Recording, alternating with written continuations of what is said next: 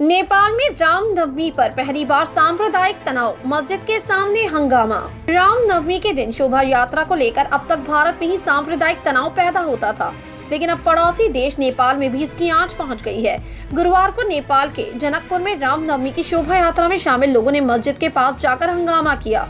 BBC के sources के मुताबिक जनकपुर में जानकी मंदिर के पीछे एक मस्जिद है। इसी मस्जिद के पास शोभा यात्रा में शामिल दर्जनों भगवाधारियों ने जमकर हंगामा किया।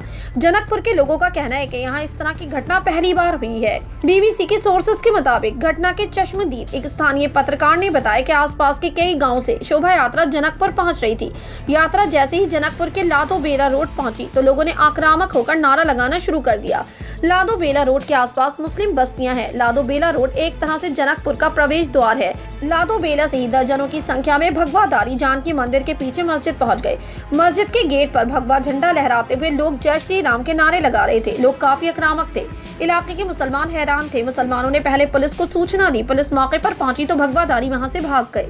कुछ देर बाद बजरंग दल वालों की एक और टोली पहुंच गई। इस बार इलाके में मुसलमान भी गुस्से में थे। पुलिस ने वहां से लोगों को भगाया, लेकिन आगे की गली में भगवाधारी और इलाके के कुछ मुसलमान आपस में भिड़ गए। कुछ लोगों को चोट भी आई है। जनकपुर के प्रमुख जिला अधिकारी काशी दहाल ने बीबीसी से कहा है कि शोभा यात्रा के बाद दर्जनों की संख्या में भगवाधारी उपद्रवी मस्जिद पहुंच गए थे। काशी दहाल ने कहा, हम वीडियो देखकर लोगों को गिरफ्तार करने की कोशिश कर रहे हैं। इलाके के मुसलमानों को हमने जिला कार्यालय बुलाया है। हम उन्हें आश्वस्त करते हैं कि अपनी सुरक्षा को लेकर बेफिक्रे रहें। जनकपुर में ऐसा पहले कभी नहीं हुआ है, लेकिन पिछले कुछ सालों में इस तरह की चीजें यहाँ बढ़ी हैं। हमने इसे लेकर गृह मंत्रालय से भी बात की है। हम किसी को कानून हाथ में लेने की इजाजत नहीं देंगे।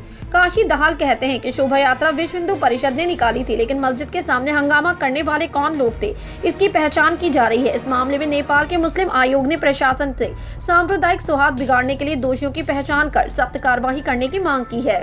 वहीं जानी खान मदेसी केपी शर्मा ओली की पार्टी नेकपा एमआरए के युवा मोर्चा के नेता हैं। इनका घर जनकपुर में मस्जिद के पास ही है। गुरुवार को जब भगवाधारियों का दल मस्जिद के पास पहुंचा तो जानी खान वहीं थे। जानी खान ने पूरे वाकये पर कहा है, रामनवमी के दिन जो कुछ हुआ वो डराने वाला था। हाथ में तलवार और डंडा लिए लोग नारा लगा रहे थे, आ गया है भगवाधारी, अब है तुम्हारी बारी, सारे मुसलमान पाकिस्तान जाओ, इस तरह के नारे लोग लगा रहे थे। सच कहिए तो हम डरे हुए हैं। जनकपुर में मुसलमानों की तादाद बहुत कम है।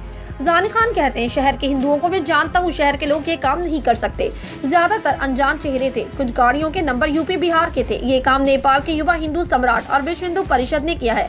मुसलमानों का रोजा चल रहा है। मस्जिद में लोग नमाज पढ़ रहे थे, तभी लोगों ने आकर बदतमीजी की। हम प्रशासन से मांग करते हैं कि मुसलमानों को उचित सुरक्षा मुहैया कराई जाए।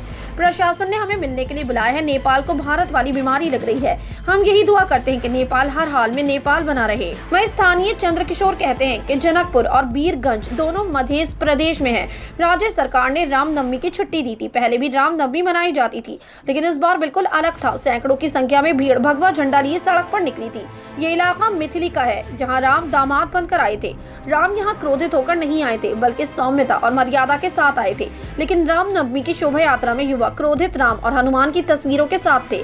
युवा बहुत आक्रामक थे। ऐसा लग रहा था कि किसी से नाराज हैं। जनकपुर के वरिष्ठ पत्रकार रोशन जनकपुरी कहते हैं, नेपाल में इससे पहले हिंदू बना मुसलमान कभी नहीं हुआ। जनकपुर की बात करें तो यहाँ विवाह पंचमी ज्यादा लोकप्रिय थी। रामनवमी में इतनी आक्रामकता कभी नहीं देखी गई।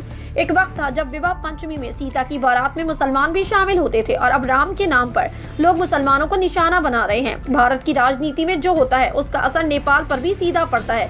मुझे डर है कि आने वाले वक्त में मध्य इलाके की राजनीति में सांप्रदायिक आधार पर ध्रुवीकरण बढ़ेगा।